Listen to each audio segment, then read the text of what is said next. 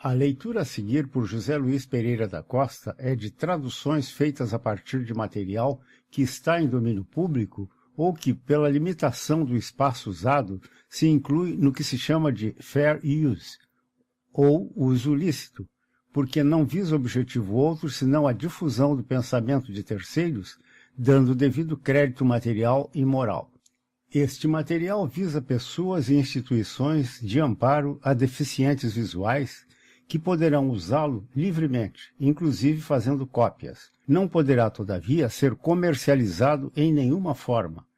Esta nota inicial, que constará dos capítulos, não pode ser omitida quando de eventuais cópias. Crítica literária. Alain Locke, 1886-1954. Como filósofo, escritor, crítico, estudioso de ciências sociais, mentor cultural e editor do The New Negro, coleção referencial de escritos que assinalaram a chegada do Negro Renaissance, Alain Locke foi uma força maior no desenvolvimento da moderna literatura negra norte-americana. Nascido na Filadélfia, foi educado na Escola de Pedagogia de Filadélfia, na Universidade de Oxford e na Universidade de Berlim. Recebeu seu título de doutor por Harvard, Massachusetts, em 1918. Por 41 anos esteve ligado à Universidade de Howard, em Washington, onde se tornou professor de filosofia e titular do Departamento de Filosofia. Foi professor na Universidade Fisk, em 1927, professor no Haiti, em programa de intercâmbio, em 1943, e professor visitante na Universidade de Wisconsin, entre 1945 e 1946. Publicou estudos pioneiros sobre escritores negros e literatura, sobre arte, drama, música africana e dos afro-americanos. A seguir, 2 de seus ensaios. Go down, Moses, way down in Egypt land.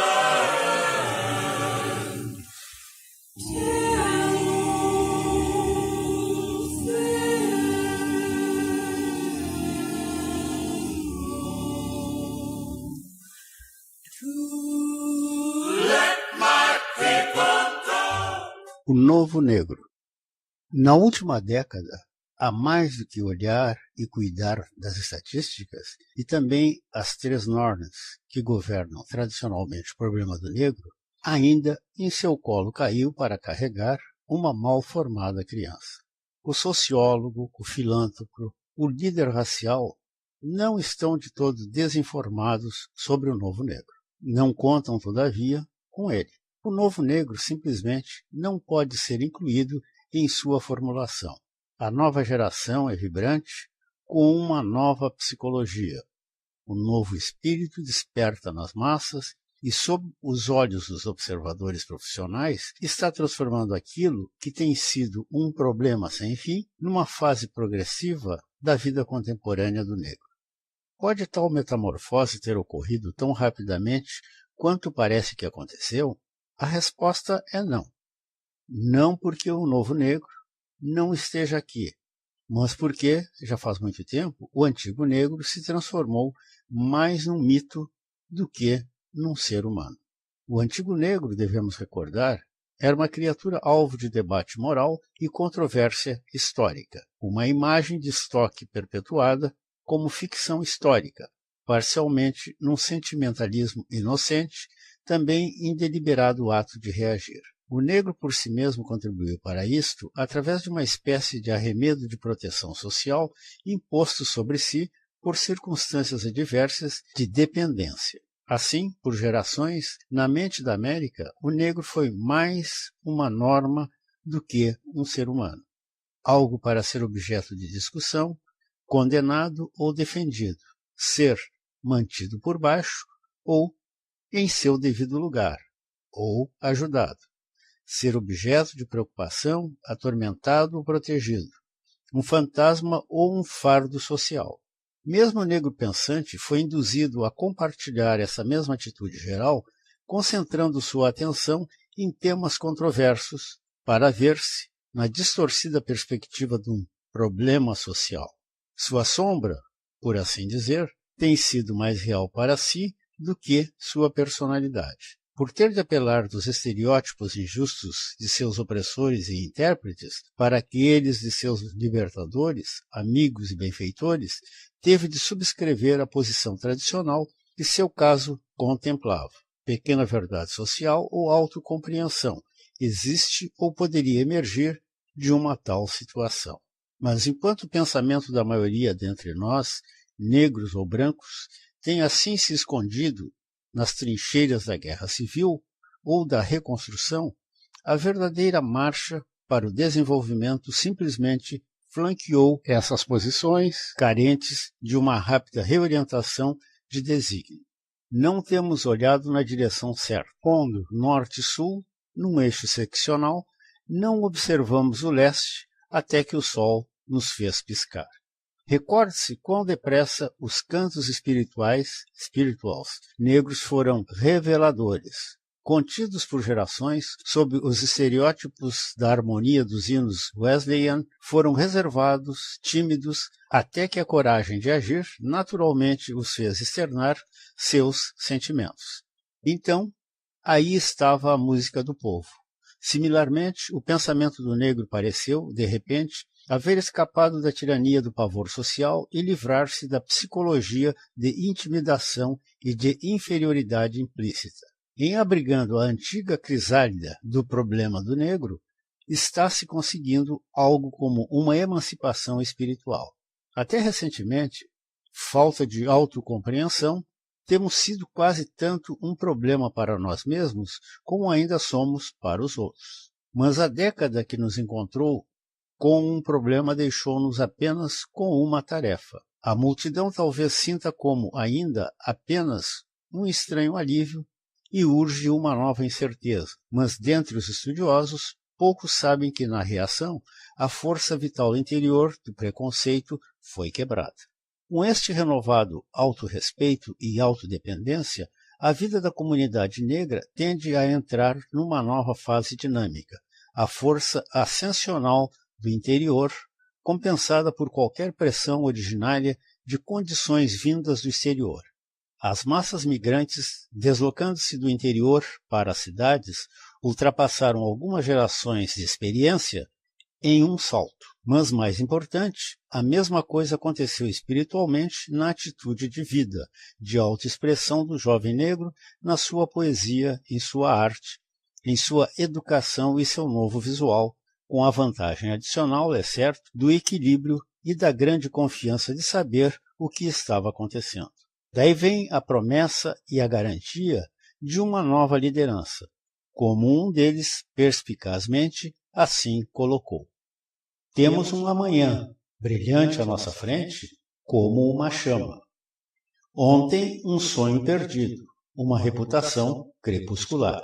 No alvorecer hoje, grande arco sobre o caminho, passamos. Nós avançamos. Isto é que, mesmo mais que qualquer altamente respeitado registro dos 50 anos de liberdade, exige que o negro de hoje seja visto através dos outros, mas não os empoeirados óculos da controvérsia de antes. O tempo das tias, tios e mãezinhas é da mesma forma passado. Tio Tomás e Sambo já passaram, e mesmo o Coronel e George desempenham papéis em teatros interioranos montados em celeiros, dos quais escapam um alívio quando o foco de luz da cena é desligado.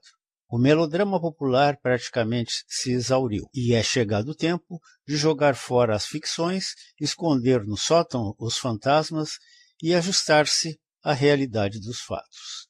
Em primeiro lugar, devemos considerar algumas das mudanças, as quais, desde que as tradicionais linhas de opinião foram traçadas, tornaram-nas obsoletas. Uma alteração importante foi, por certo, a mudança na população negra, que tornou o problema do negro não algo exclusivo, ou sequer predominante no Sul. Por que nossas mentes devem permanecer sessionáveis quando o problema em si não mais o é?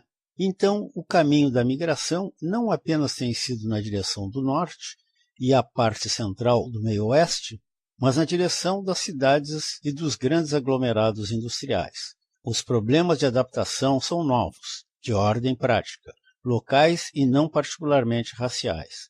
Mais precisamente, integram os grandes problemas industriais e sociais de nossa atualidade democrática. E, finalmente, com o negro inserindo-se rapidamente num processo de diferenciação de classe, se alguma vez foi justificável considerá-lo e tratá-lo em massa, torna-se cada dia menos possível, mais injusto e mais ridículo. No próprio processo de ser transplantado, o negro é transformado. A onda de migração dos negros na direção do norte e dos centros urbanos não será explicada por completo se considerada como um fluxo cego iniciado pela demanda da indústria de guerra, somada à cessação da migração estrangeira ou pela pressão de safras medíocres acompanhadas de terrorismo social em algumas partes do Sul. Nem a demanda por trabalho, o gorgulho do algodão ou a Ku Klux Klan se constituem em fatores primordiais. Não importa o quanto cada um ou todos hajam contribuído. O espraiar dessa maré humana na linha costeira das cidades nortistas e do centro do país deverá ser explicado primariamente em termos de uma nova visão de oportunidade, de liberdade econômica e social, de espíritos prontos para agarrar, mesmo enfrentando desafios incomensuráveis, a oportunidade de melhoria de suas condições de existência. Após cada onda que se sucedia, o movimento do negro tornava-se mais e mais um movimento de massa, buscando mais amplas oportunidades na democracia. No caso do negro, não apenas era uma marcha deliberada do campo para a cidade, mas da América medieval para a moderna. Use o Harlem como um modelo disso. Aqui, em Manhattan, está não apenas a maior comunidade negra do mundo, mas também a primeira concentração na história de tantos e tão diversos elementos da vida dos negros. Este universo fez por atrair africanos, caribenhos, negros norte-americanos, assentou juntos os estudantes, os homens de negócio, os profissionais liberais, artistas, poetas, músicos, aventureiros e trabalhadores, clérigos e criminosos, gigolôs e párias sociais. Cada grupo chegou trazendo suas próprias razões e particulares objetivos, mas sua grande experiência foi a de encontrarem-se uns com os outros. Proscrição e preconceito lançaram elementos tão dissimilares numa área comum de contato e interação.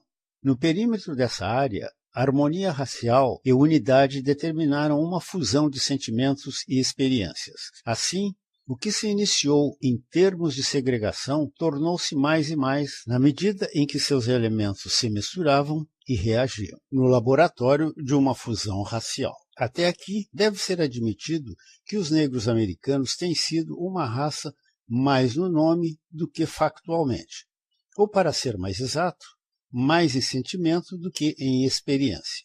O elo principal a ligá-los tem sido o da condição comum, mais do que uma consciência comum. Um problema em comum, ao invés de uma vida em comum.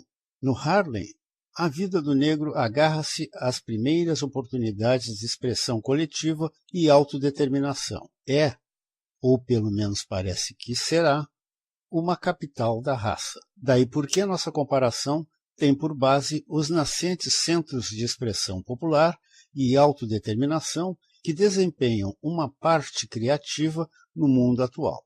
Sem minimizar sua importância política, o Harlem desempenha o mesmo papel para um novo negro que teve Dublin para a Nova Irlanda, ou Praga para a Nova Checoslováquia. O Harlem, posso garantir-lhes, não é típico, mas é significante, é profético. Nenhum observador sensato, mesmo simpático à nova ordem, sustentará que as grandes massas são articuladas, mas elas se sacodem, movimentam-se, são mais do que fisicamente agitadas. O desafio dos novos intelectuais em seu seio é bastante claro. Os radicais da raça e os realistas que romperam com o modelo antigo de comando filantrópico, apelo sentimental e protesto. Mas estamos, afinal, apenas lendo nos estímulos de um gigante adormecido os sonhos de um agitador? A resposta está no camponês migrante. É o cidadão mais por baixo, o mais ativo em conseguir levantar-se. Um dos mais característicos sintomas disso é o profissional liberal. Ele, um migrante, buscando reestruturar uma clientela após um esforço vão para manter, em algum canto sulista, aquilo que por anos, no passado, parecia ser uma vida estável e uma clientela. O pastor, seguindo seu rebanho errante, o médico ou o advogado a reboque de seus clientes, dão-nos claros indícios. Num sentido real, são os comandados que lideram, e os líderes são conduzidos. Uma psicologia transformada e de transformação permeia as massas. Quando líderes raciais de 20 anos atrás falavam em estimular o orgulho racial, estimular a consciência e a desejável solidariedade da raça, não podiam, em nenhum grau de acurácia, antecipar o abrupto sentimento que surgiu e que agora permeia os centros já despertos. Alguns dos reconhecidos líderes negros e poderosos setores da opinião pública branca, identificados com o trabalho da raça, da antiga ordem, tentaram rebaixar esse sentimento, considerando-o como uma fase de transição, uma crise de nervos racial, por assim dizer, um resultado de guerra e similar. Isso não minorou, todavia, se devemos medir o presente tom e estado da imprensa negra, ou pela mudança em apoio popular de oficialmente reconhecidos e ortodoxos porta-vozes para aqueles independentes populares e geralmente de um tipo radical que são sintomas inconfundíveis de uma nova ordem. É um desserviço omitir o fato de que o negro, nos centros nortistas, chegou a um estágio onde tutela, mesmo da mais bem-intencionada espécie, deva ceder espaço às novas relações, onde o equilíbrio positivo deva ser avaliado em medida sempre crescente. A inteligência americana deve contar com um negro fundamentalmente mudado. O negro, de seu lado, carrega ídolos tribais que deve exorcizar. Se, por um lado, o branco errou em mostrar-se de uma forma tal que o justificasse ou atenuasse o tratamento que dispensava ao negro, este, de sua parte, também, de forma desnecessária, excusou-se pela maneira como foi tratado. O negro inteligente de hoje está decidido em não fazer da discriminação uma extenuação de suas limitações em desempenho individual e coletivo. Ele está tentando manter-se a par, nem inflado por deferência sentimental, tampouco depreciado por atuais rebaixamentos sociais. Por isso, ele necessita conhecer-se a si próprio e saber precisamente o que é e por que motivo dá boas-vindas a novos interesses científicos ao invés de antigos e sentimentais interesses. O interesse por razões sentimentais declinou para o negro. Ele costumava culpar por isso nossos amigos. Atualmente, nos regozijamos e rezamos para que se origine tanto em autopiedade quanto em condescendência. O pensamento de cada grupo social sofreu uma amarga emancipação, apatia ou ódio de um lado, desilusão ou ressentimento de outro, mas eles se defrontam hoje com a possibilidade de, pelo menos, inteiramente novas e mútuas atitudes. Isso não garante que, se o negro fosse melhor conhecido, seria mais bem aceito ou bem tratado. Todavia, mútuo entendimento é básico para qualquer cooperação e ajuste subsequente. O esforço nessa direção terá, pelo menos, o efeito de remediar, em grande parte, aquilo que foi o aspecto mais insatisfatório de nosso estágio atual de relacionamento na América, ou seja, o fato de que os elementos mais inteligentes e representativos dos dois grupos raciais têm conseguido, em muitos pontos, ficar um do outro distantes de um contato vital. A ficção é de que a vida das raças deva ser separada cada vez mais. O fato é que estiveram em níveis tão próximos do desfavorável, distantes, porém, do conveniente. Enquanto conferências interraciais irromperam no Sul, somando elementos avançados de ambas as raças, nas cidades do Norte, operários podem esfalfar-se juntos no trabalho comum, mas os líderes comunitários e empresários não têm experimentado o mesmo relacionamento. Ao contrário, muito pouco disso ocorre. Esses segmentos deverão relacionar-se ou a situação racial na América não terá esperança. Felizmente, isso está acontecendo. Há uma crescente compreensão de que um esforço social em bases de cooperação deverá superar grandemente a filantropia e que a única salvaguarda para relações de massas, no futuro, será cuidadosamente mantida pelos contatos entre as minorias esclarecidas de ambos os grupos raciais.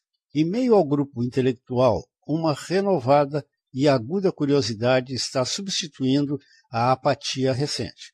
O negro está sendo cuidadosamente estudado, não apenas tem sido objeto de conversa e discussão.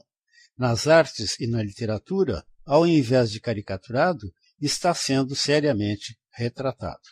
Por tudo isto, o novo negro é incisivamente reagente, como augúrio de uma nova democracia na cultura americana. Está contribuindo com sua parte num novo entendimento social. Mas o desejo de ser compreendido nunca foi, em si próprio, o bastante para escancarar fechadas portas protegidas da mente do negro pensante. Há ainda muita possibilidade de ser desdenhado ou apadrinhado por isso. Foi, ao contrário, a necessidade de completa e verdadeira autoexpressão, a compreensão da tolice de permitir discriminação social que o levasse a ser segregado mentalmente, e uma contratitude a grilhoar sua vida, e assim uma barreira de maldade que os intelectuais ergueram sobre a linha da cor foi jubilosamente posta abaixo. Muito dessa reabertura dos contatos intelectuais tinha por centro Nova York, e fora ricamente frutuosa não apenas na ampliação de experiência pessoal, mas no enriquecimento definitivo da arte americana e na clarificação de nossa visão comum de tarefas sociais à frente. A significância particular do reestabelecimento de relações com as classes mais representativas e avançadas é que isso promete compensar algumas das reações desfavoráveis do passado, ou pelo menos aplainar contatos raciais para o futuro. Subitamente, as condições que estão a moldar o novo negro estejam moldando uma nova atitude americana. Todavia, o atual estado das coisas é delicado. Faz-se mister, menos caridade e mais justiça, menos ajuda, mas infinitamente mais compreensão. Este é, em verdade, um estágio crítico das relações interraciais, por consequência da plausibilidade, se a nova disposição não for compreendida, de engendrar acurado antagonismo de grupos e uma segunda safra de preconceito mais calculado. Em alguns quadrantes, isso já ocorreu. Alienado o negro, a opinião pública não pode continuar a apadrinhá-lo. Hoje, o negro inevitavelmente move-se adiante, na maioria das vezes, sob o controle de seus próprios objetivos. Quais são esses objetivos? Aqueles de sua vida exterior estão felizmente bem e finalmente formulados, pois não são outros senão os ideais das instituições americanas e da democracia. Aqueles de vida interior estão ainda em processo de formulação, pois a nova psicologia, no momento, é mais um consenso de sentimento do que de opinião, de atitude ao invés de programa. Ainda, alguns pontos parecem haver se cristalizado. Até o presente, pode-se adequadamente descrever os objetivos interiores do negro como uma tentativa de reparar a psicologia danificada de um grupo e aplainar uma perspectiva social empenada.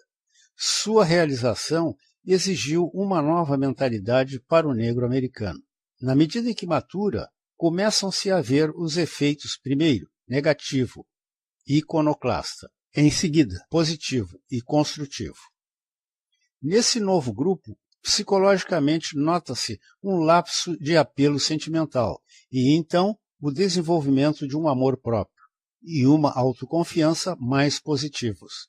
O repúdio a uma dependência social e, então, a gradual recuperação de uma hipersensibilidade e nervos sensíveis, o repúdio ao duplo padrão de julgamento com seu auxílio filantrópico especial e então o vigoroso desejo de uma avaliação objetiva e científica.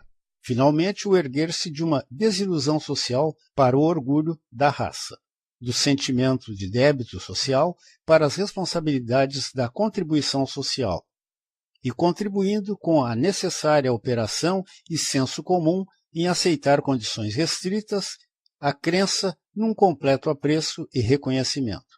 Consequentemente, o negro de hoje deseja ser conhecido pelo que ele é, mesmo em suas faltas e deficiências, e despreza uma sobrevivência vil e precária, ao preço de aparentar ser aquilo que em verdade não é.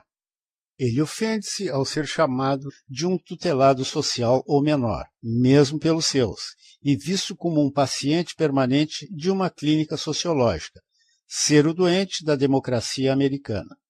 Pelas mesmas razões, é coberto por panaceias e as assim chamadas soluções de seu problema, com as quais ele e o país têm sido tão liberalmente aquinhoados. Religião, liberdade, educação, dinheiro. Em troca, ele tem ardentemente esperado e particularmente acreditado nessas coisas. Ele ainda crê nelas, mas não na confiança cega que sozinhas resolverão os problemas de sua vida. Cada geração, todavia, terá seu credo, sendo que o da presente é a crença na eficácia do esforço coletivo na cooperação das raças. Este profundo sentimento é no presente a mola mestra da vida do negro. Parece ser o resultado da reação à proscrição e ao preconceito. Uma tentativa razoavelmente alcançada, no todo, para converter uma posição defensiva numa posição ativa, uma deficiência num incentivo. É radical no tom, mas não no propósito, e apenas as mais estúpidas formas de oposição, equívoco ou perseguição podem fazer isso de outra maneira. É certo, o negro instruído mudou um pouco em direção à esquerda, segundo uma inclinação mundial. Há um grupo crescente que se tem afiliado com movimentos radical e liberal. Mas, fundamentalmente, na atualidade, o negro é um radical nas questões raciais, conservador em outras matérias. De outra forma, radical à força, um contestador social ao invés de um genuíno radical. Assim, irá esse grupo inevitavelmente aumentar sob mais pressão e injustos conceitos e motivos iconoclastas. Os quixotescos radicalismos do Harlem indicam para seu pouco apreço hoje a democracia, num receio de que amanhã não haja cura. O pensamento dos negros busca alcançar, como até agora, nada além das carências americanas, ideias americanas. Mas essa tentativa forçada de construir seu americanismo em valores raciais é uma experiência social distinta e seu sucesso final será impossível, senão através do mais completo compartilhar da cultura e instituições americanas. Não deve haver desilusões a esse respeito. Os nervos em seções sensíveis com a histeria racial geralmente alimentam o opiado de que a tendência do progresso do negro é, por todo, separatista e que o resultado de sua execução será enquistar o negro como um benigno corpo estranho no organismo político. Assim não pode ser, mesmo que fosse o desejado. O racismo do negro não é limitação ou reserva com respeito à vida americana. É apenas um esforço construtivo para erguer obstruções no curso de seu progresso até uma eficiente barragem de força e energia social. A própria democracia é obstruída e estagnada a uma extensão tal que quaisquer de seus canais estarão fechados. Em verdade, eles não podem ser seletivamente fechados. Assim, a escolha não é entre um caminho para o negro e outro para os demais, mas entre instituições americanas frustradas, de um lado, e ideais americanos progressivamente realizados e concretizados, de outro. Existe, por certo, o sentimento confortável assegurando estar do lado certo dos ideais professados no país. Percebemos que não poderemos estar arruinados sem que a América também o esteja. É na gama dessa atitude que o negro culto enfrenta a América, mas com variações de ânimo que são talvez algo mais significante do que a atitude em si. Às vezes, tem-se isso como o desafio irônico de Mackay. Meu é o futuro oprimido hoje como avulsão rumo ao mar, levando seu entulho para longe, onde insaciadas águas azuis se agitam, erguem gigantes pirâmides, quebram e rugem, seu sinistro desafio à desagregada praia. Algumas vezes, mais frequentemente do que agora, é apanhado no fervente e quase filial apelo e conselho dado por Weldon Johnson. Ó Terra do Sul, querida Terra do Sul, então, por que ainda te apegas a um tempo vão, a uma página amarela, a algo morto e inútil? Mas entre desafio e apelo, mais ou menos meio caminho entre cinismo e esperança, o pensamento prevalente posta-se no espírito do mesmo autor escrevendo para a América uma indagação sóbria e estoico desafio. Como nos aceitaria? Como somos? Ou afundando sob o fardo que suportamos, nossos olhos postos além, numa estrela, ou contemplando vazios em desesperança? Levantando ou tombando? Seres ou coisas? Com passos lentos ou acelerados? Nervos fortes em suas asas? Ou firmes grilhões nos pés? Mais e mais, todavia, a compreensão inteligente da grande discrepância entre o credo social americano e sua prática força o negro a tomar a vantagem moral que é sua. Apenas o resultado honesto de uma verdadeira boa vontade de espírito evitará o rápido crescimento de consolidado cinismo, de um contra-ódio e um hostil sentimento de superioridade. Humana como será essa reação, a maioria ainda não valoriza o seu surgimento, mas com alegria verá isso no âmago da rápida melhoria de suas causas. Nós desejamos nossa raça orgulhosa para ser mais saudável, uma conquista mais positiva do que um sentimento baseado nas deficiências dos outros. Mas todos os caminhos em direção à consecução de uma atitude com repercussão social têm sido difíceis. Apenas umas poucas mentes iluminadas têm conseguido, como define um pensamento, elevar às alturas o preconceito. O homem comum tem tido, até recentemente, apenas uma escolha difícil entre a alternativa de supina e humilhante submissão e estimulante, mas prejudicial, contra preconceito. Felizmente, de um arrebatado do desembaraço interior, fez eclodir recentemente o simples expediente de atacar o preconceito através de uma passiva resistência mental, em outras palavras, tentando ignorá-lo. Para poucos, este maná talvez possa se tornar efetivo, mas as massas não podem esperar esse sucesso.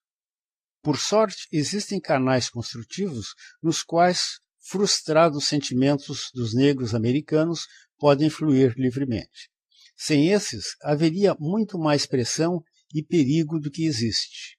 Esses interesses compensatórios são raciais, mas num rumo novo e mais amplo. Um é a consciência de ação como uma guarda avançada dos povos africanos em seu contato com a civilização do século XX.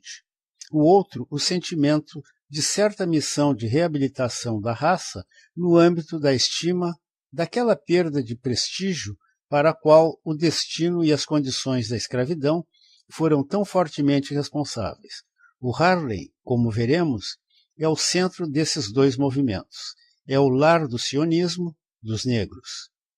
O pulsar do mundo dos negros começou a ressoar no Harlem. Um jornal de negros com material informativo em inglês, francês e espanhol, recolhido por todos os quadrantes dos Estados Unidos, das Índias Ocidentais e África, manteve-se em circulação por mais de 5 anos. Duas revistas importantes, ambas editadas a partir de Nova York, mantiveram suas notícias em circulação consistentemente numa escala cosmopolita. Sob os auspícios e suporte financeiro de norte-americanos, 3 congressos pan-africanos foram efetivados no exterior para a discussão de assuntos de interesse comum, a questão colonial e futura cooperação para o desenvolvimento da África. Em termos da questão racial, como um problema mundial, a mente do negro saltou, por assim dizer, sobre a balaustrada do preconceito e estendeu seus restritos horizontes. Em agindo assim, ligou-se com a crescente conscientização de grupos dos povos escuros e está gradualmente aprendendo seus interesses comuns. Como um de nossos escritores definiu recentemente, é imperativo que entendamos o mundo dos brancos em sua relação com o mundo dos não brancos. Assim como ocorre com o judeu, perseguição está tornando o negro universal. Como um problema mundial, essa mais ampla conscientização racial é algo diferente da muito falada nascente onda da cor. Suas causas inevitáveis não são de nossa criação. As consequências não são necessariamente prejudiciais aos melhores interesses da civilização. Se isso em verdade traz à existência novas armadas de conflito ou intenso intercâmbio cultural e iluminismo, apenas pode ser decidido pela atitude de raças dominantes numa era de mudanças críticas. Como negro-americano, seu novo internacionalismo é primariamente um esforço para reconquistar o contato com povos espalhados de derivação africana.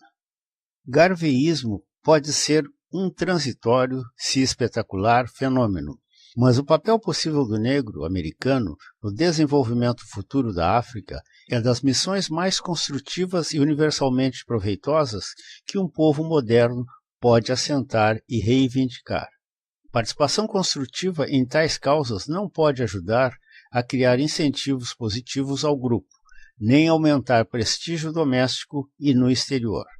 Nossa maior reabilitação pode possivelmente vir através de tais canais, mas no presente, esperança mais imediata recai na reavaliação pelos brancos e negros, semelhantemente, do negro em termos de seus dotes artísticos e contribuições culturais passadas e prospectivas.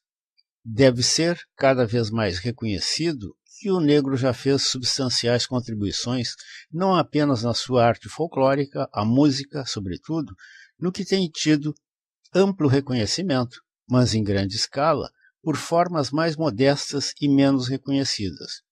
Por gerações, o negro tem sido o modelo peão daquela seção da América que menos o subestimou, e onde ele contribuiu não apenas materialmente com o trabalho e paciência social, mas espiritualmente também.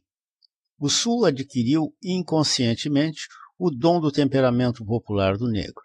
Em menos de meia geração, é fácil identificar-se isso, mas o fato permanece. Um fenômeno de humor, sentimento, imaginação e indiferença atropical introduziu-se na transmutação do Sul, de simples e não reconhecida fonte. Uma segunda colheita de dons dos negros promete em grande medida. Torna-se agora um contribuinte consciente e põe à margem a condição de beneficiário e guardião. Assume a posição de colaborador e participante da civilização americana. O grande ganho social nisto é a liberação de nosso talentoso grupo dos campos áridos, da controvérsia e do debate, para as terras férteis da expressão criativa. O reconhecimento cultural, de modo especial, que vem a obter deve sucessivamente abrir caminho para a revalorização do negro, o qual deve preceder ou acompanhar qualquer considerável melhoria adiante das relações raciais. Todavia, seja qual for o efeito geral, a geração atual terá acrescido os motivos de autoexpressão e desenvolvimento espiritual para a antiga e ainda não concluída tarefa de produzir progresso. Ninguém que com inteligência veja a situação presente e suas substanciais conquistas ou perspectivas da nova cena com suas ainda mais abundantes promessas, pode mostrar-se inteiramente desesperançado. E certamente, se em nosso tempo de vida o negro não seja capaz de celebrar sua completa iniciação na democracia americana, ele poderá, enfim, na garantia dessas coisas todas, celebrar a conquista de significante e satisfatória nova fase do desenvolvimento do grupo e, com isto, um amadurecimento espiritual. O negro na cultura americana.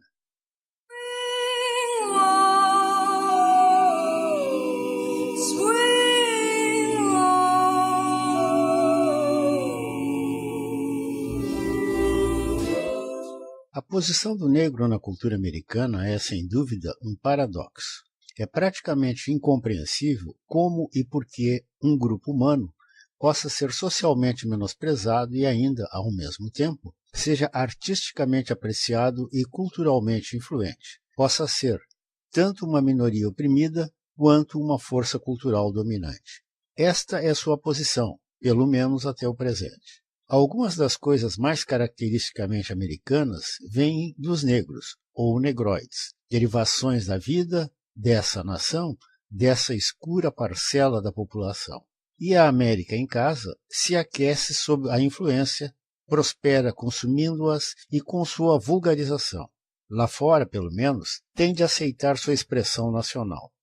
É assim porque tais coisas estão dentre os produtos mais característicos do solo americano, e também porque tem um contagioso e quase irresistível envolvimento sobre a psicologia humana, porque, sendo sonoramente primitivo, são básica e universalmente humanos. Mesmo agora, muito do que é em essência negro é representativamente americano. E como a expressão artística cultural e contemporânea do espírito do negro se desenvolve, assim será cada vez mais e mais.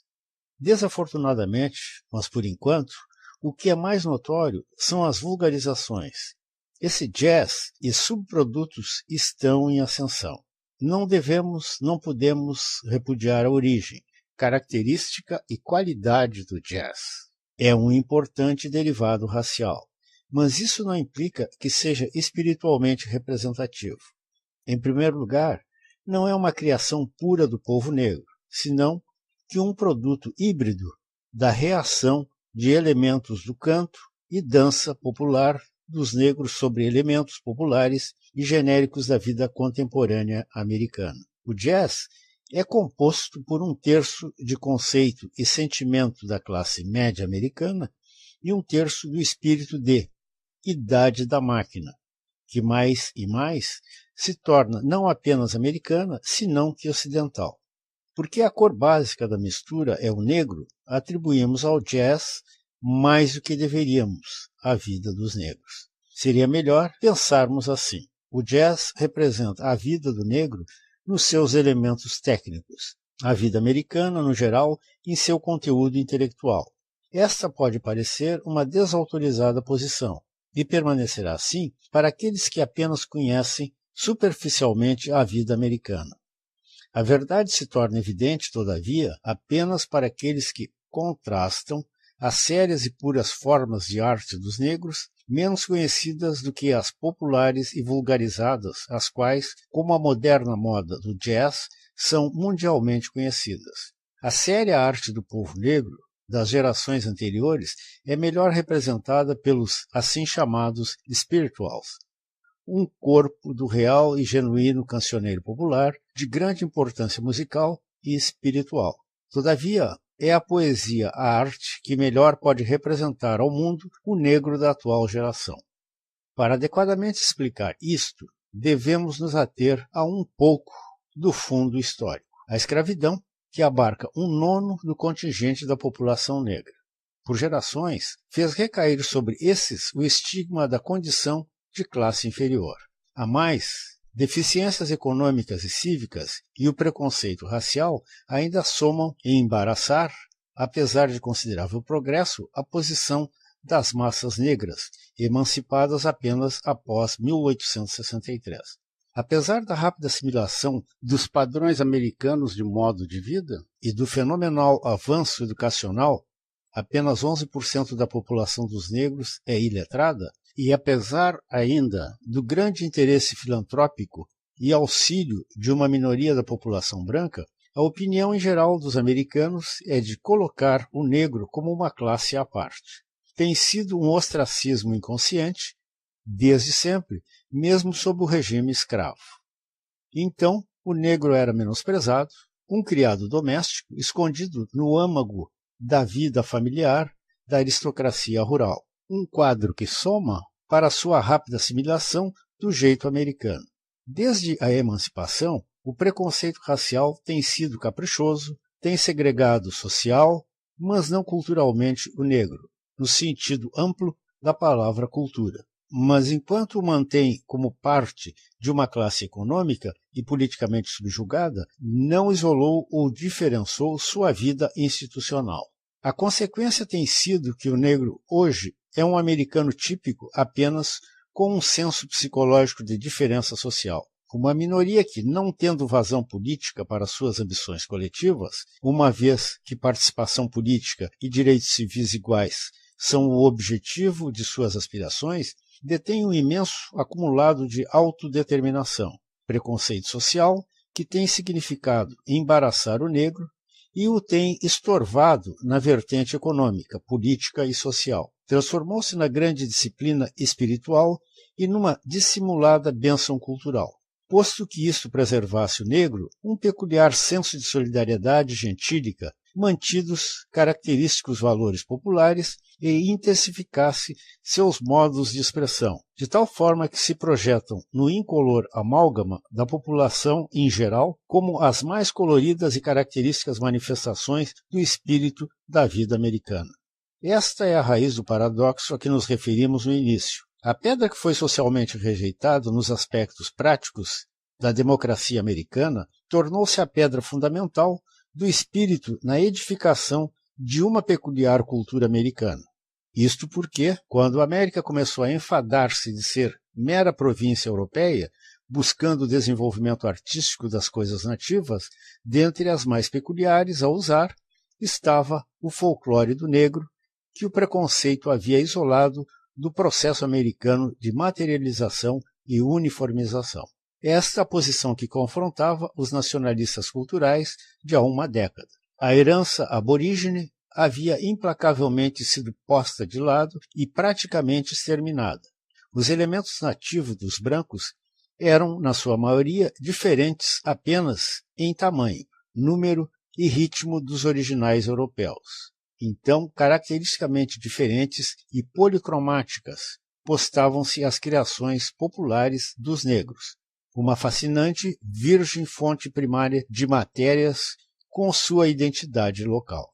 Tínhamos a adoção, em larga escala, desses elementos na dança e música popular. Então, como alguns europeus fizeram por lembrar, não devemos esquecer o papel de Dvorak, Delius e Darius Milhaud nisso.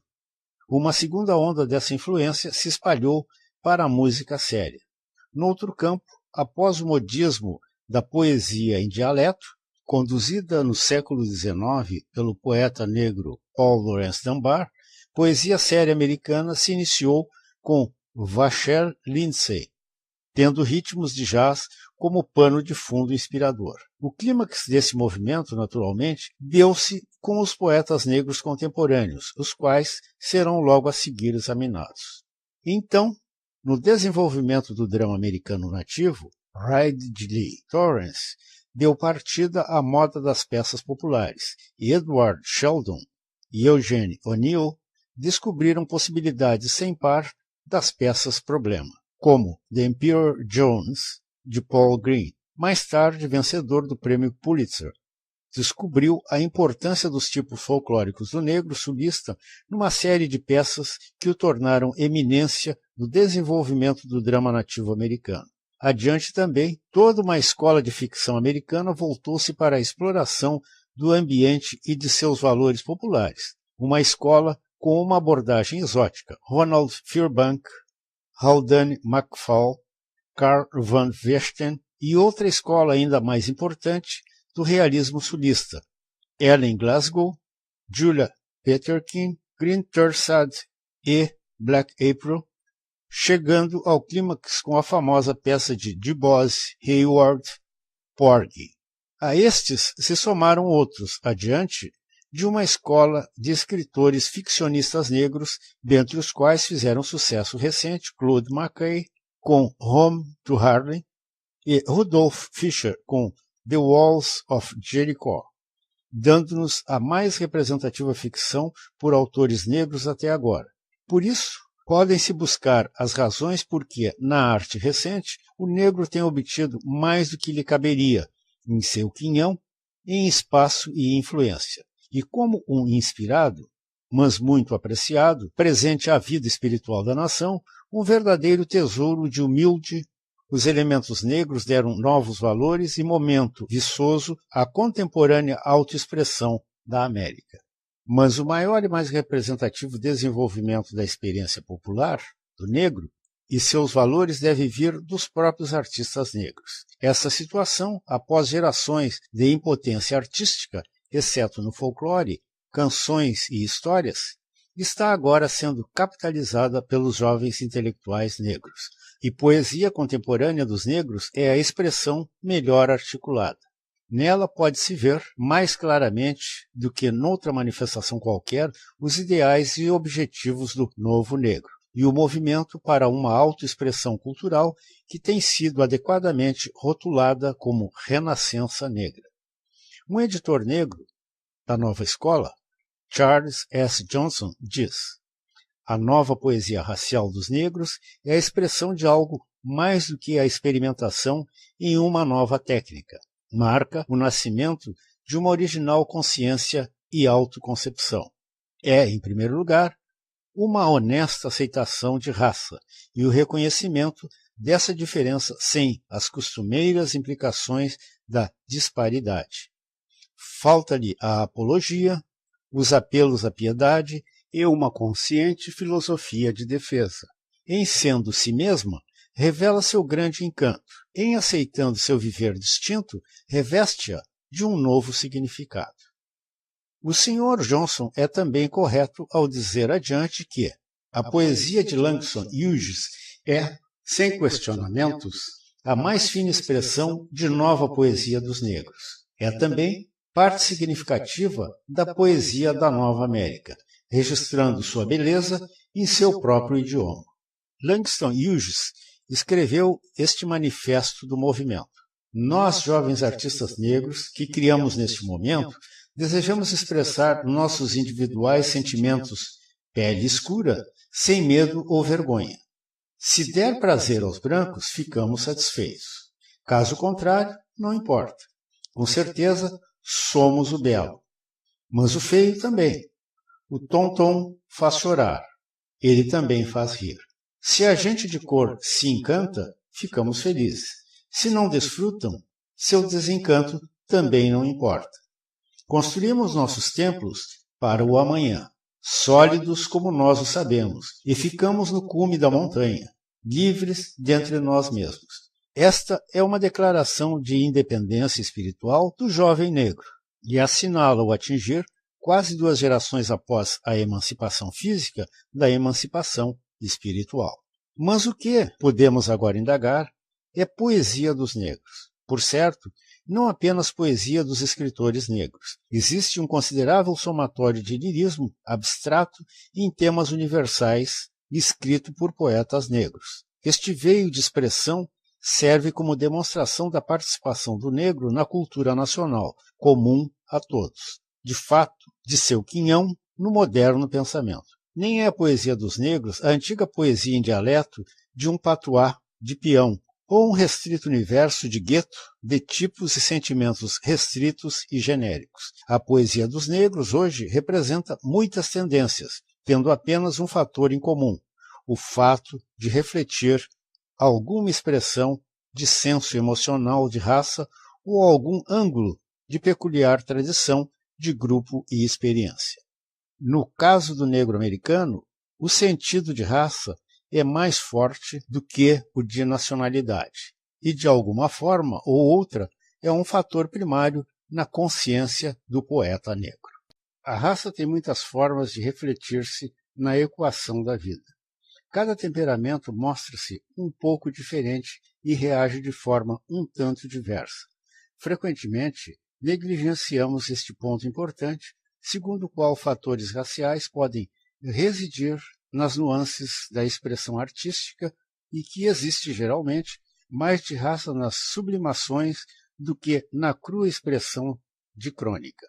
Por certo, de início, tem-se a representação pictórica do povo negro e de sua vida, com seus característicos idiomas de pensar, sentir e falar. Mas a poesia negra contemporânea abriu muitas outras tendências de sutil expressão racial. Por exemplo, existe a poesia de derivado colorido emocional, que meramente reflete um caminho secundário, o ritmo e o ânimo, a escola que reflete não a substância da raça, mas o seu temperamento. Há também a tendência de dar ênfase à crescente percepção histórica de uma tradição cultural apartada, uma inclinação racial que é equivalente na Europa a um ambiente e espírito nacionalista. Ainda temos a poesia de expressão pessoal, na qual as situações raciais induzem a uma reação pessoal e uma peculiar filosofia de vida. Finalmente, tem-se a tendência que diretamente expressa o sentido de grupo e suas experiências comuns, e parcialmente como uma poesia de protesto social. Parcialmente como poesia de exaltação e propaganda social que diretamente capitaliza as situações e os dilemas da experiência racial. Para a análise da poesia do negro, essas tendências de consciência racial e seus modelos de expressão são mais importantes do que as distinções formais e técnicas de uma escola poética. Sobre essas bases, enfim, que prosseguiremos com a presente análise. Um ponto básico para a interpretação da poesia contemporânea dos negros é a compreensão de que a escola do dialeto tradicional é tida como a menos representativa em qualquer sentido racial. Para o negro poeta da atualidade, ela representa a tradição do menestrel, imposta de fora e refletindo, mesmo em sua aparente simplicidade, consciente postura e sentimentalismo. Se a poesia negra desse tipo tivesse sido preliminarmente endereçada para sua própria plateia, teria sido uma boa poesia, da forma como o são os spirituals. Mas na maioria do tempo, ela tem sido uma provocação para mostrar estereótipos e um extrovertido apelo para o complexo deleite dos senhores. Raramente, como acontece com a verdadeira balada popular ou canções de trabalho, cantigas de ninar ou canções de amor, tem-se na poesia em dialeto negro o genuíno fermento para ingênuos produtos folclóricos. Ao invés, isso tem apresentado o espírito do negro em modificações históricas distorcidas, revestidas com a atitude de entretenimento profissional. É certo, alguém pode arguir, a poesia dos trovadores foi esse tipo de diversão profissional, e foi, mas com certa diferença. A tradição era compartilhada completamente pela audiência, e não havia dissociação de atitude entre os que cantavam e os que ouviam. Assim, na revisão da tradição do dialeto que os jovens poetas estão procurando ativar, posta-se à frente de todos a bem conhecida posição crítica de James Weldon Johnson, quanto à criação em dialeto, que considera como um meio limitado de expressão, senão que com duas palavras, patos e humor. Há também a tentativa de recolocar o genuíno fundo e o ingênuo ponto de vista, como às vezes, com sucesso, é alcançado na obra do Sr. Johnson, Sermões em Versos, do volume God's Trombones. Aqui tem-se o espírito popular, pelo menos buscando o epic role e falando com eloquência como em O Dia do Juízo Final, sermão do período anterior à Guerra de Secessão. Tarde demais, pecador, tarde demais. Adeus, pecador, adeus. No inferno, pecador, no inferno, fora do alcance do amor de Deus. E ouço uma voz gritando, gritando, é o fim, é o fim, é o fim. E o sol vai se apagar como uma vela ao vento. A lua passará a gotejar sangue. As estrelas cairão qual úlea e o mar vai arder como alcatrão. A terra se fundirá, dissolvendo-se. O O céu vai enrolar-se como um pergaminho. Com um aceno de sua mão, Deus terminará os dias e fará girar a roda da eternidade. Pecadores, ó pecadores, onde estarão vocês neste grande dia, quando Deus vai chover fogo? A contemporânea escola do dialeto insiste em verdadeiros e objetivos valores populares, mesmo que nem sempre num sério tom bárdico que soa aqui. Todavia, mesmo em retração cômica da jovem escola, tenta igualmente purgar o falso sentimentalismo e a palhaçada, no que tem tido sucesso. Os líricos populares de Langston Hughes têm ânimos e ritmos espontâneos e carrega irresistível convicção.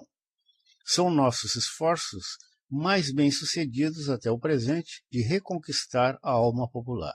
Hughes alcança desde a profunda espiritualidade de aos pés de Jesus, de tristezas um mar.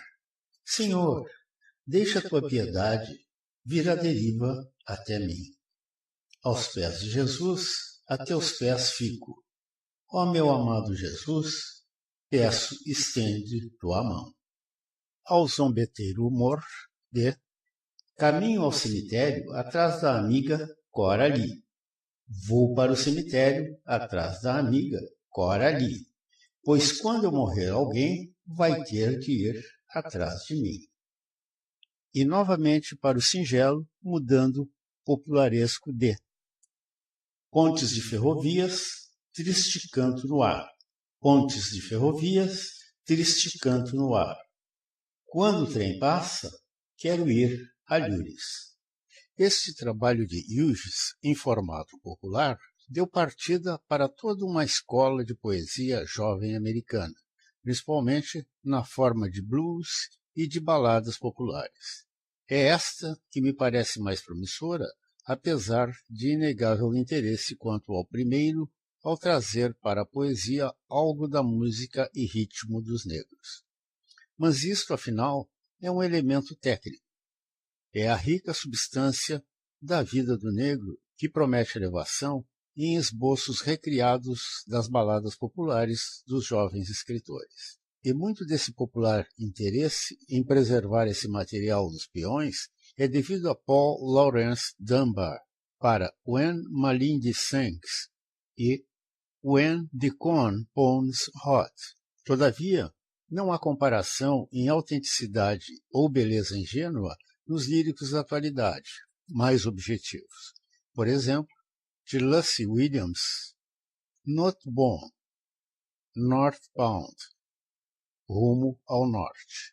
Oh, o mundo não é plano, o mundo não é redondo.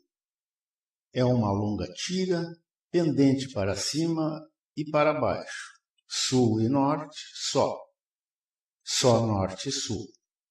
Se o norte é em cima, o sul embaixo, e o céu é em cima, marcho para cima.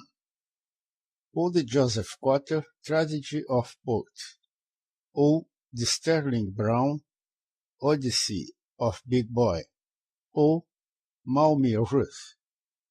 A bem da verdade, esse último poeta é, como Hughes, um gênio dos valores populares, a mais autêntica evocação da simples alma popular.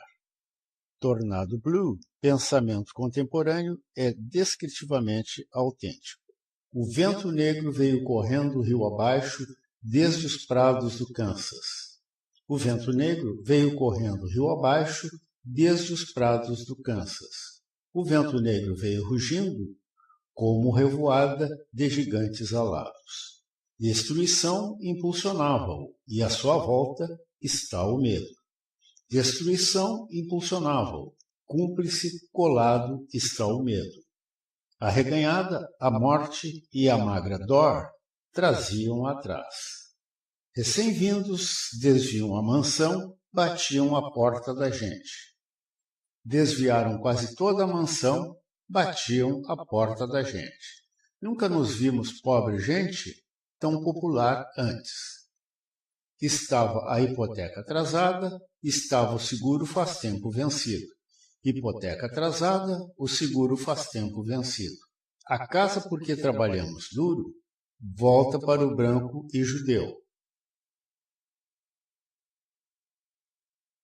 Memphis Blues é inimitavelmente requintado. Nineve, Tiro, Babilônia, sobra pouco delas. Essas cidades todas, cinzas e óxido, o vento canta espirituals por sua poeira. Era outra Mênfis nos dias d'antanho, foi destruída de muitas formas. Esta Mênfis aqui pode sumir. Enchentes afoguem-na, tornado urre, Mississippi lave-a até o mar, como a outrora Mênfis na história. A moderna escola de dialeto, se assim pode ser categorizada, desenvolveu uma simplicidade e poder desconhecido para os antigos escritores nessa linguagem, e revelou uma psicologia muito mais profunda e astuta do que os tipos simplórios dos quais éramos familiares e com eles éramos deleitados e lisonjeados, a tal ponto que começamos a duvidar, hoje, da autenticidade daquilo que por anos passou como típico dos negros. Outra remoção da transcrição simples literal da vida do povo é o trabalho na escola do jazz, que se deve dizer não é nativa em sua origem. Vachel Lindsay foi quem a trouxe à proeminência num tempo em que era apenas um motivo submerso, semi-articulado nos versos burlescos dos negros. Hoje é muito comum degenerar-se em mero embuste de sincopar. Ainda existe poderosa e fresca técnica poética em sua cuidadosa transposição ao idioma poético, mas ela jamais se mostrará em si como o público leitor ou até que seu competidor próximo, a escola do verso livre, comece a liberar sua própria moda, pois não é, essencialmente, uma escola de ritmo irregular como a técnica do verso livre, senão que uma mais variada e quantitativa escansão baseada em ênfase musical e em intervalos inseparáveis do controle do ouvido ao canto e da dicção. Somente uma análise elaborada fará sua justiça, mas um óbvio e impositivo exemplo será o bastante ao citarmos Jean Thomas. Mana, ó mana, esta findalma em canção. Ó mana, no rubor de serragem da noite, no ar macio do fumo de pinho esta noite. E deixa o vale levá-la consigo, e deixa o vale levá-la consigo. Ó terra e solo carmim e doces eucaliptos, parco de grama, pródigo em pinhos. Agora, pouco antes de um pomposo sol se pôr, filho, em tempo, retornei para ti. Filho, retornei em tempo para ti. Aqui se tem mais ritmo negro. Veja-se a linha de estrofe Caroline Softly Souls of Slavery, louvando suaves almas da escravidão, do que em todas aquelas exageradas do jazz dos sensacionalistas negros e brancos que percutem o tambor e pomposos símbolos do jazz americano, ao invés do pulsante tom-tom e o balanço alegre da voz primitiva e corpo sobrecarregado com emoção escapista. Ritmos negros, mesmo em seus sentimentos alegres, são rapsódicos. Eles se agitam mais do que estrepitam, deslizam mais do que marcham. Assim, exceto em alguns fragmentos, a expressão rítmica dos idiomas dos negros na poesia aguarda por uma audiência menos amante do sensacional do que a disponível agora, e uma sutil habilidade musical que mesmo nossos poetas contemporâneos ainda não alcançaram. Chegamos agora à mais sofisticada expressão da poesia dos negros na América. Por longo período, o sentido racial do poeta negro foi febril e forçado. Era autoconsciência racial mais do que normalmente seria. Esses eram os dias de retórica e apóstrofe. A identificação emocional era, nas melhores circunstâncias, dramática, mas comumente melodramática. Como o grande grupo orgulho e a asseveração do negro atual, raça tornou-se mais um fato aceitado. Seus sentimentos raciais são menos constrangedores. o calmo e estoico poema de Count Cullen, From the Dark Tower, Arna Bontemps com A Black Man Talks of Raping, de Langston Hughes' Dream Variation, ou The Negro Speaks of Rivers, são característicos atualmente. Ontem foi o jogo retórico do sectarismo, desafiador e na defensiva. Este foi o estágio patriótico através do qual tivemos que passar. Nada supera um ganho espiritual na vida de negro do que a tranquila presunção da identidade e herança de seu grupo. E a poesia contemporânea dos negros registra este incalculável ganho artístico e social.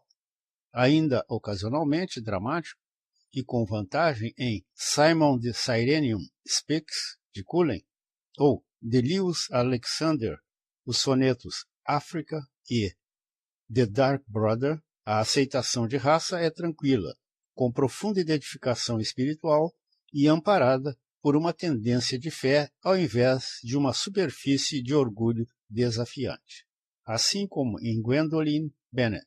Te amo por teu tom marrom e curvas escuras de teu regaço. Te amo pela tristeza nascente de tua voz e sombras onde indóceis pálpebras caem.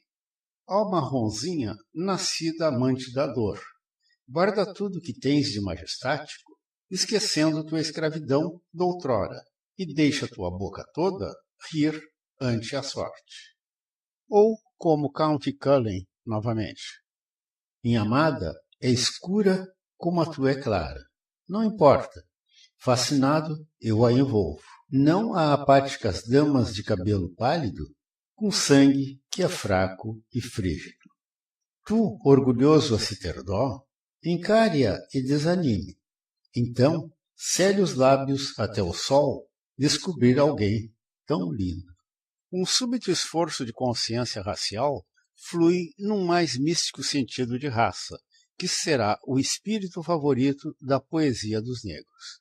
Esta escola de poesia nasceu nas estrofes de Claude McKay para The Harlem Dancer, mas olhando na face seu falso sorriso, soube ela não estava naquele estranho lugar. Este espírito nasceu da constatação de que a experiência do negro ensejou o nascimento de algo místico e estranhamente diferente na alma do negro. É uma sublimação do fato raça, conjurado, para parte alguma, mais vividamente do que nessas linhas de Langston Hughes. Eu conheci rios, e memoriais sombrios rios. Minha alma afundou-se tal rios. Todavia, essa transposição mística de raça em puro sentimento é comumente tão sublimada como se para não ser de todo explícita. Muitos leitores não detectarão isto nos 2 poemas a seguir, exceto se lhes chamarmos a atenção como uma velada manifestação tanto de emoção quanto de experiência racial. De Lewis Alexander, Transformation se refere à generosidade racial e à clemência social do negro. Eu devolvo o amargor que tu me deste, quando ansiei amabilidade tantálica e livre. Eu devolvo o amargor lavado por lágrimas. É hoje uma amabilidade guarnecida através dos anos. Eu devolvo a amabilidade, tendo assim agido, pois vesti o amargor disto há muito tempo. Isto tudo é o mais efetivo porque pode ser apenas um lírico romântico de amor não correspondido ou um poema de perdoar cristão. Embora muito obviamente seja o velho milagre de profunda particularidade descobrindo o universal. O mesmo é verdade, penso, em outro requintado lírico, I Think I See Him There, de Warren Cunny, que quase necessita a consciente recordação do espiritual dos negros. Tu estavas lá quando o pregaram na cruz.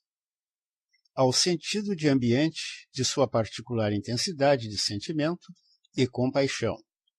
Creio que o vejo lá, sim, na sua face uma dura visão. Vejo-o lá, sim, ansiando que coloquem o último prego. E de vago, estivesse eu lá, não teria também duvidado? ou teria a visão me revelado, o que ele diz é verdade.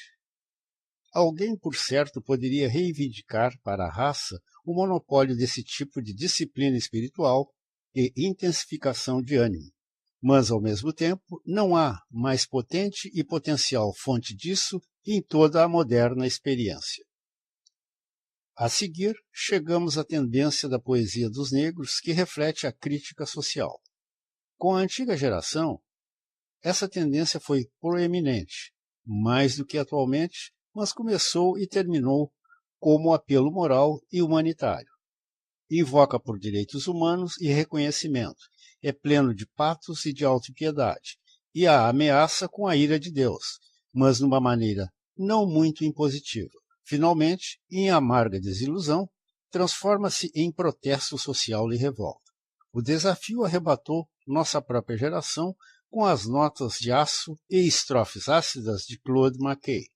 O poema de Weldon Johnson, intitulado 50 Years and After, representa um ponto de transição entre o apelo anti-escravocrata e a ameaça radical. Claude McKay conseguiu provar que o desafio radical era capaz de gerar poesia pura, mas a poesia contemporânea dos negros achou uma arma ainda mais efetiva e de defesa, que a de McKay. Se a morte é certa, que não seja a de porcos, caçados e encurralados num ponto inglório, ou o espírito desta terrível acusação em The Lynching. A noite toda, uma estrela brilhante e solitária pendeu em dó sobre o oscilante corpo carbonizado. O dia nasceu e logo a turba mista chegou-se a ver o espectral corpo oscilando ao sol. As mulheres se acotovelaram para olhar, mas nenhuma mostrou tristeza em seus azuis olhos de aço. E pequenos garotos, futuros linchadores, dançaram animadamente à volta da espectral coisa. Pois o protesto dos negros havia achado uma verdadeira catarse em umas poucas e inspiradas notas, e descoberto a força da poesia ao invés da ironia intelectual. Como ponto de vista, isto prometia talvez uma mais persuasiva influência do que qualquer força literária ou artística trouxera para apoiar a questão racial em todo o longo debate por gerações. Certamente temos esta nota em Song for a Dark Girl, de Langston Hughes. Lá embaixo, no sul, em Dixie, parto meu coração, e pendurar o meu jovem amor negro numa árvore de encruzilhada. Lá embaixo, no sul, em Dixie, no ar, alto um corpo moído. Indaguei ao branco Senhor Jesus, para que serve rezar? Lá embaixo, no sul, em Dixie, parta o meu coração. Amor é uma sombra nua numa árvore encarquilhada e nua. Finalmente, chegamos ao mais sofisticado de todos os motivos raciais, a consciente e deliberada costura do senso histórico de tradição de grupo ao fundo cultural africano. Desafortunadamente, esse motivo surgiu numa reação puramente defensiva e imitativa, mas cresceu forte e mais positiva ano após ano. A África é por natureza romântica. É um capital poético de primeira ordem, mesmo a parte desse modo corrente de idealização do primitivo e tornado como respeito a isto em reação do enfado da outra sofisticação. Há algo dessa cepa caucasiana na atitude dos poetas negros com relação à África neste momento. Mas não é, afortunadamente, assim dentre os poetas negros. É interessante notar que as diferentes abordagens através das quais os jovens poetas negros chegam a um casamento espiritual com a África. É certo que com poetas de menor talento tem-se um romantismo retórico e melodramático, como sempre foi. Mas nossos melhores poetas pairam sobre isso. O Sr. Cooley, que tem um adormecido, porém vulcânico potencial, paganismo no sangue, ele mesmo assim define. Meu principal problema tem sido reconciliar uma origem cristã com uma inclinação pagã. Mostra-se dividido entre o dilema do primitivo e o sofisticado em mais poemas do que o famoso Heritage, no qual dramatiza o conflito de forma brilhante. Para ele, o espírito africano surge atavicamente e como algo de um sentido de diligentes fúrias. Ele comumente louva os espíritos ancestrais de forma a acalmá-los. Assim jazo o que não terá paz, noite e dia, nenhum alívio. Da inclemente batida de cruéis pés andarilhos, caminhando sobre mim, para cima e para baixo, e voltam, deixando uma picada de selva. Masculin deu-nos a exótica visão emocional do passado racial. Hughes nos deu o que é racialmente mais significante: uma lealdade franca e mais espiritual, sem o sentido de dolorosa escolha ou contradição, uma revocação que é íntima e natural. Assim, deveríamos ter uma terra de árvores curvadas com papagaios tagarelas, brilhantes e vívidos como o dia, não esta terra de pássaros grises. Os ânimos da África, as velhas substâncias da vida primitiva, são para essa crescente escola de pensamento uma herança preciosa, aceitável como uma nova fundação artística, a justificação da bastante discutida diferença racial, uma fonte de nova inspiração na antiga força de Anteu.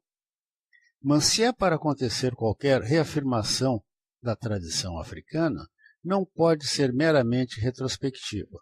Por isso, mesmo esse ponto de vista deve misturar-se numa transposição de antigos valores elementares aos modernos modelos de critério.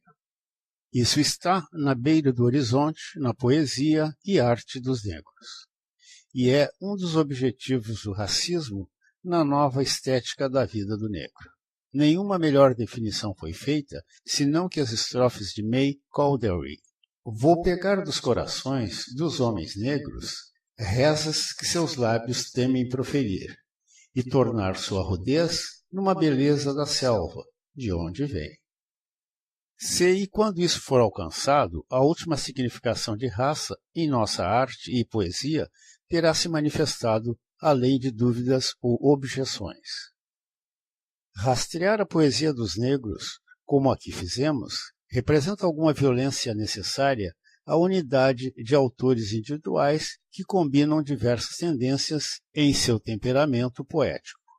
Também negligencia algumas das poesias puramente universais e genéricas que poetas produziram, mas oferecerá uma impressão definitiva do recente reviver cultural e racial que os poetas negros estão experimentando e do interessante e peculiar desdobramento que a interação das raças branca e negra está produzindo na América. E, incontestavelmente, o produto artístico dessa geração dimensiona o crescimento da maré da cultura dos negros e as profundas potencialidades artísticas de sua arte. A posição do negro na cultura americana hoje é estratégica e promissora. É sua recompensa espiritual por gerações de longo sofrimento e, por algumas gerações, também fornecerá as bases de sua contribuição para o tesouro espiritual da nação.